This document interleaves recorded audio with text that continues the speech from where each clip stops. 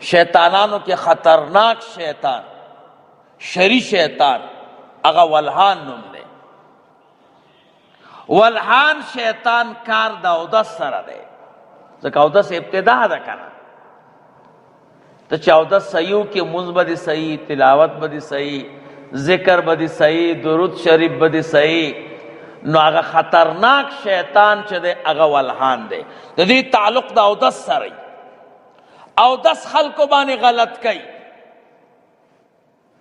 زه یو جومات ته لاړم، یو سړي په جومات کې تیمم کو، اوبه وې، سړی دی الله وبخي اوس وفات. ما ورته وی اجي صاحب اوبه شته ولې تیمم کې؟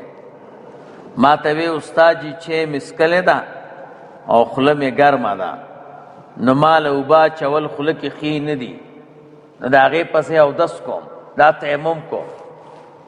ما ورته وی خدا شرعي مسله نه ده. دویم نمبر دا چې خوله کې اوبه ما اچوه که نه، نور اودس خو که که نه؟ ویلې زه ستا نه منم. صحیح ده. اول کار دې دا دی چې اودس در باندې غلط کوي. زمونږ او ستاسو د ملګرو مسحه غلطه ده، مخ وینځل مو غلط دي، لاسونه وینځل مو غلط دي، پښې وینځل مو غلط دي. کوشش وکړئ چې صحیح اودس وکړئ. دې وجې نه علما وایي چې د شیطان د وسوسې ځای یو دا دی، کم ځای کې چې اودس کې استنجا نه غیر، هلته چې تش اودس ماته دقه ځای کې وسوسه درته اچوي. کم ځای کې سړی اودس کوي هلته به تش اودس نه ماتوي. دا خلک لیوني ولې شو؟ داسې شیونه راووته چې د اودس ماتې ځای او د اودس کولو یو ځای دی، جدا جدا نه دي. مګر ډېر کم ځایونه ما داسې لیدلي چې د اودس ماتې ځای جدایي او د اودس ځای جدایي. دقه ځای د شیطان د وسوسې دی.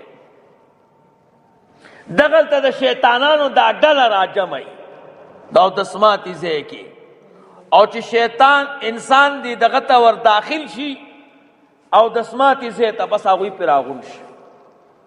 علامه کشاف صاحب، علامه کشاف زمخشري رحمه الله دی آیت لاندې لیکلی دي، وَإِذَا ذَكَرْتَ رَبَّكَ فِي الْقُرْآنِ وَحْدَهُ وَلَّوْا عَلَىٰ أَدْبَارِهِمْ.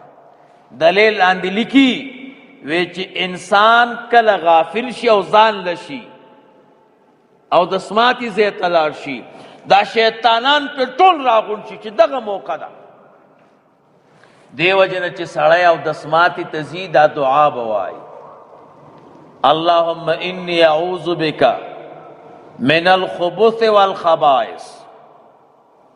خدای ځان پناه کوم تانا پتا سره د نرانو شیطانانو او د ښځو نه.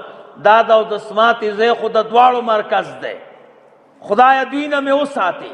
نو دا دعا چې وکړې او ته په دې اودس ماتې ځای ور داخلېږې، هغه ټول وتښتي او چغې کي وی زه ځانې په الله باندې موږ نه بچ کوم. بیا چې راوځي دعا به کوې، الحمدلله الذي اذهب عني الاذى وعافاني. ثنا دا غذات لرا چې ما نه تکلیف لرې کو، زه په عافیت کې کړم وې ساتلم. نو دا مرکز دی د شیطان. دیله شیطانانو تقسیم د یو خطرناک شیطان کړی چې هغې ته ولحان وایي. نو اودس سره ډېر احتیاط کوئ ښه، چې اودس مو صحیح نه وي مونځ مو نه صحیح کېږي، تلاوت مو هم غلط دی، جومات کې مو ناسته هم غلطه ده. نو دې سره ډېر احتیاط کوئ. زمونږ زمانه کې د خلکو ګوره تش اودس ماتی نه وچېږي، دې سره احتیاط کوئ. ټول خلک ګرم خوراکونه کوي، مسانې ګرمې دي، تش اودس ماتی نه وچېږي. کوشش کوئ چې تش اودس مات کوئ، لږ مزل کوئ، یو 10 قدمه 15 قدمه داسې ګرځئ راګرځئ، بعد کې بیا اودس کوئ.